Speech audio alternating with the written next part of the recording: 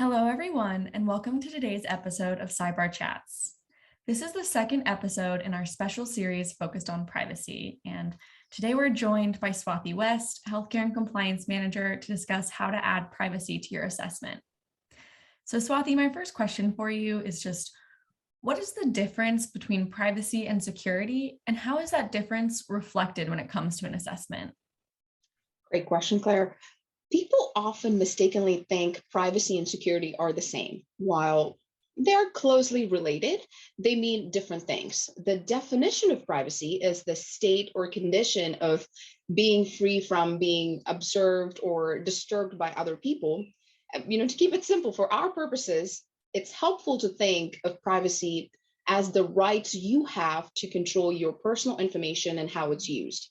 Security, on the other side, is protection from or resilience against potential harm caused by others. And it also refers to how your data is protected.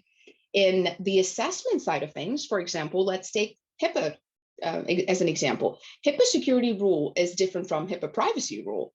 Even though they both regulate the use or exchange of the protected health information, which is often called as PHI, there are various differences. Under HIPAA, the security rule applies to health plans, healthcare clearinghouses, and to their healthcare providers who transmit health information in electronic form, which under HIPAA might be their covered entities or sometimes the business associates. But the privacy rule, it not only applies to health plans or healthcare clearinghouses, but also to any healthcare provider who transmits health information.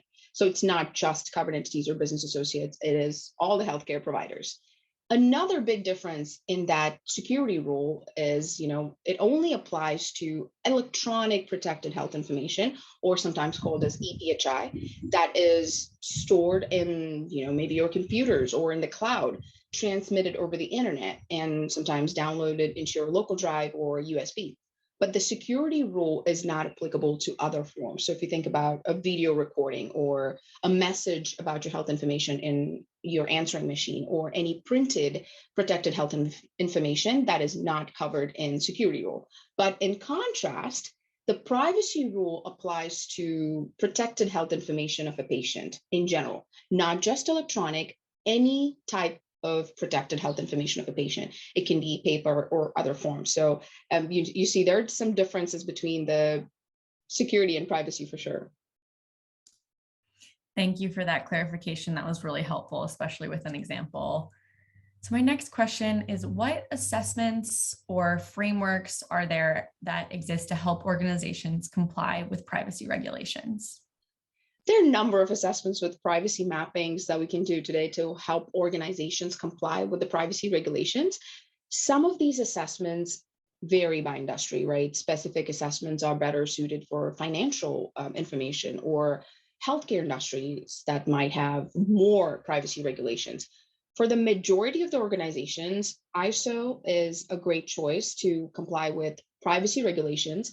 ISO 27701 is the latest standard in the ISO 27000 series and specifically addresses what an organization must do when implementing a privacy information management system. This essentially adding privacy processing controls to an already existing standard of information security. So that's the most closest that we can get with GDPR compliance to today. So, we can BARR can perform that assessment today. And also we can also perform risk assessments over GDPR compliance and also the EU Cloud Code of Conduct of cloud service provider. That's something we can also provide in regards to privacy compliance. We can also perform an audit on the SOC 2 privacy principle, which is if you're aware, that is one of the 5 trust service principles that we have today that put forth by American Institute of Certified Public Accountants, AICPA, within the SOC 2 reporting framework. So that can be one option in regards to privacy. And as we discussed earlier, we can also perform assessment on the HIPAA privacy and the security rule. And another notable, which I think not many people know in regards to privacy certification, is an APAC certification. That is Asia Pacific Economic Corporation, which is in short APAC, has, they designed this APAC privacy framework to kind of provide an accountable approach to managing data privacy protection and the data flow of personal information across the borders. So that's another notable privacy certification that organizations can get. Definitely a lot of different frameworks out there for privacy. Honing in a little bit, could you expand on how to add privacy controls into something like a SOC 2 audit? Yeah, like I mentioned, we can do that today. It's possible to add that privacy criteria to the SOC 2 audit, but it's also important to understand that privacy criteria, like we mentioned, it's different from security, right? It incorporates another 8 different categories into the requirement. So that includes notice, choice and consent, collection, use, retention and disposal, access, disclosure, and notification, quality, and also monitoring and enforcement. These words kind of similar to GDPR that we see a little bit. So, each of these categories help the organizations to provide their customers and partners with the confidence that their personal data is protected, within the organization with that collection, consent, and disclosure, and all that information. So, yeah, definitely we can add on to it, but it's important to understand what that requirements are part of that SOC 2 privacy criteria. Thank you. Switching gears a little bit, you mentioned we can perform an assessment on GDPR compliance. So, is there a specific certification organizations can get for GDPR compliance? And if not, why not? That's always a great question. Everyone asks the same question. Can we just get GDPR certification?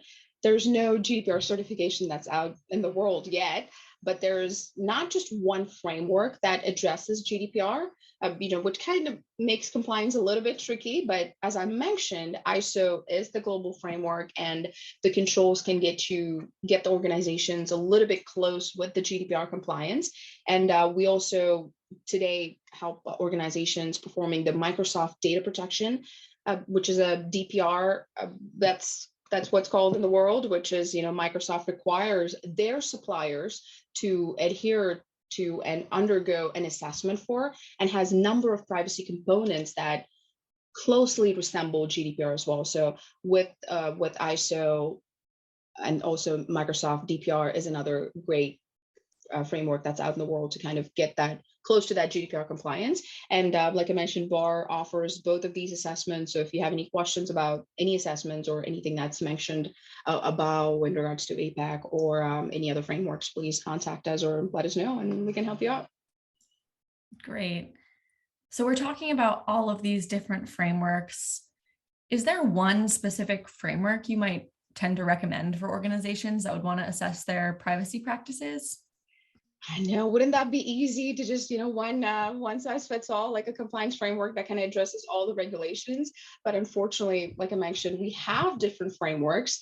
One might better work over the other for different organizations based on their needs, right? So for example, a client with healthcare products may choose high trust with a HIPAA mapping, or if you're working with California residents, CCPA might be an option that you want to think about. So when it comes to compliance frameworks, the best thing organization can do is by getting started, pick a framework and just stick with it.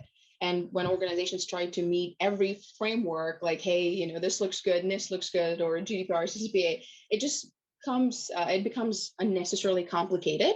So at an early stage, I think just picking that one framework and sticking with it would be a great recommendation from us. Great.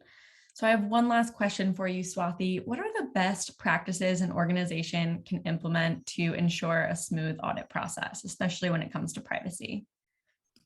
Like I mentioned, any privacy assessment or audit will examine your organization's privacy protection policies and procedures, right? So every audit, that's where we come in. We want to make sure you have the policies and procedures, and that's what we're going to audit against, which, for example, for privacy, that includes what information you're collecting and where it's stored and how it's managed. And specifically in the light of your laws and regulations that you have to comply with, we want to make sure you have policies and procedures. So that's the first step when you're thinking about a privacy audit. Make sure you have those policies and procedures that you need to comply with that specific framework.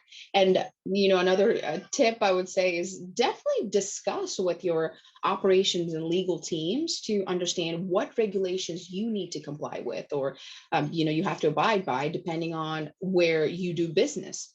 Like I mentioned, like we discussed earlier in previous chats too, is that it is important to understand which regulations an organization should comply with. That's the first good step, right? So, for example, if you're collecting and processing personal information of individuals who either live in EU, or you're collecting EU residents information, you have to comply with GDPR. And at the same way, if your business serves California residents in US, you have to meet, if you meet one or more of 3 requirements that the CCPA, which is the California Consumer Privacy Act, calls for, you're required to comply with CCPA. So it's always important to understand, even if you're not collecting or processing personal information of individuals in EU or California, for example, or other countries or states, it's important to understand that do you have plans to do so, or where are you heading towards? So you're not collecting today, but is part of your operations plan to go towards EU, or do operations in European Union related countries or anything like that? So make sure you're aware of where your next step is or where you're heading, because it's just not California, for example, in states, right? Even today, Nevada has already enacted a state data privacy law similar to EU general data privacy regulation that we see today. And New York and Florida are also other states that not far behind in complying with or proposing legislations of the national data privacy protection in US. So it's just not, if you're not doing business, or it's not just California or GDPR now, all the other states are trying to implement these privacy laws. So early on in the process, please reach out to your internal partners, as well, partners like BARR, to help answer your questions regarding your privacy regulations or the compliance frameworks. And we're here to help achieve your compliance needs if you have any questions. Awesome. Thank you so much for that answer, Swathi. It really sounds like, BARR can help all these organizations be future ready. So that was my last question. Thank you for sharing all of this information with us on how to add privacy to existing assessments and how organizations can leverage BARR to help them do so. And thank you everyone for tuning in. We look forward to seeing everyone next time on cyBARR Chats. Thank you.